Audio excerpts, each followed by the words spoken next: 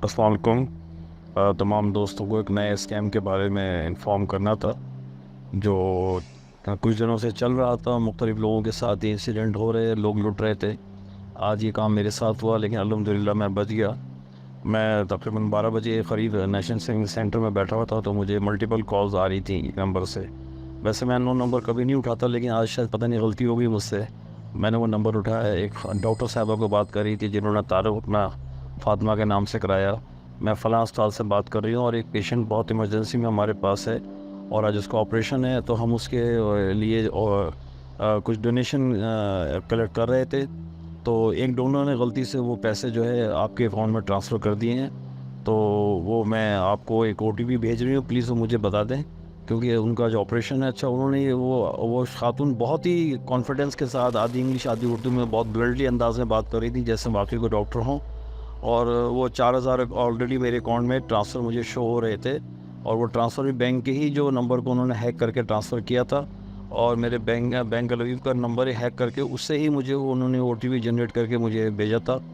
और अभी मैंने उसके एक अकाउंट के अंदर थोड़े ज़्यादा पैसे रखे हुए थे जो उन्होंने सॉर्ट कर लिए थे कि इस अकाउंट में पैसे हैं, और उन्होंने टारगेट मुझे कर लिया था। लेकिन सेकंड के हज़ारवें से मुझे ख्याल आया कि ये 4000 रुपये के लिए ये ओटीपी क्रिएट करके ये मुझे भेज रही है। तो मैंने उनसे कहा कि मैं बहन आपको क्यों नंबर ओटीपी का दूँ, जिस डोनर ने ये पैसे ट्रांसफ़र किए हैं वो उससे क्या अपने बैंक से बात करें, मैं कोई आपको ओटीपी नहीं दूंगा। तो उन्होंने फिर वो दीन और शरय की बात शुरू कर दी कि देखिए हम मुसलमान हैं, एक आदमी की जान का मसला है।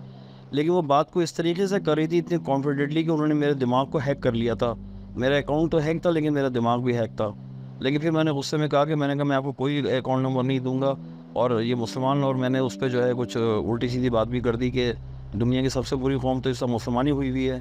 और ये कह के मैंने फ़ोन बंद कर दिया। मेरा भांजा बैंक लवी में ही ऑपरेशन मैनेजर है, मैंने फ़ौरन उसको कॉल की। उसने कहा मम्मा फ़ौरन जाके ये पैसे आप अपने दूसरे किसी अकाउंट में ट्रांसफ़र कर दें, उस अकाउंट से निकाल लें, वो अकाउंट टारगेट हो गया है, उस पर ओटीपी जनरेट भी उन्होंने कर लिया है।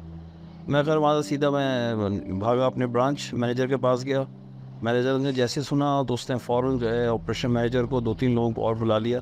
सबसे पहले तो उसने मेरा एक बैलेंस चेक किया, वो पूरा मौजूद था, और मेरा अकाउंट उसने उसे ब्लॉक किया। ब्लॉक करने के बाद फिर उसने मुझसे एप्लीकेशन लिखवाई, और वो एप्लीकेशन मेरी यही थी कि जी मेरे अकाउंट को सेव किया जाए और ब्लॉक किया जाए, क्योंकि इस पर इस तरीके से मुझे फेक कॉल आई और ये ओटीपी भी जनरेट हो गया। और इस वक्त कराची के अंदर, बल्कि पूरे पाकिस्तान में, ये नया ग्रुप जो है आया हुआ है और एफआईए इसको तलाश कर रही है, लेकिन वो शॉर्ट नहीं कर पा रही है।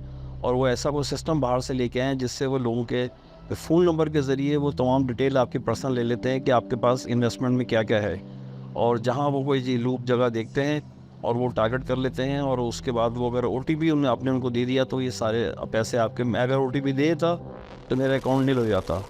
तो अल्हम्दुलिल्लाह मैं बच गया, और मैंने अपना अकाउंट से ब्लॉक करवाया, एप्लीकेशन लिख के दी, एप्लीकेशन की रिसीविंग मैंने ली।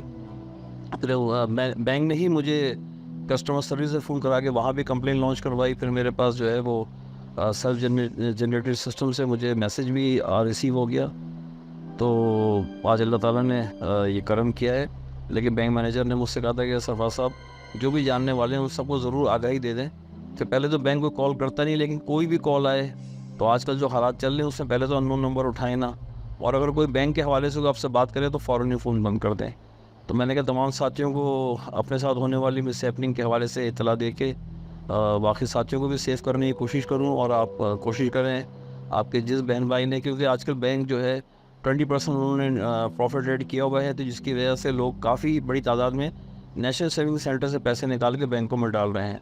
सेविंग सेंटर से पैसे तो सेफ होते हैं, वहाँ से पैसे हैक नहीं हो सकते, और ये अकाउंट जो है ये टारगेटेड हो जाते हैं। तो ज़रा ये मुहतात रहिए, और अपने रिश्तेदारों को, बहन भाइयों को, सबको इस बात से ज़रूर आगाह कर दें कि जिन लोगों ने बैंकों में इन्वेस्टमेंट किया है वो इन्वेस्टमेंट ठीक है अपनी जगह, लेकिन very suppose to be careful. जज़ाकल्लाह।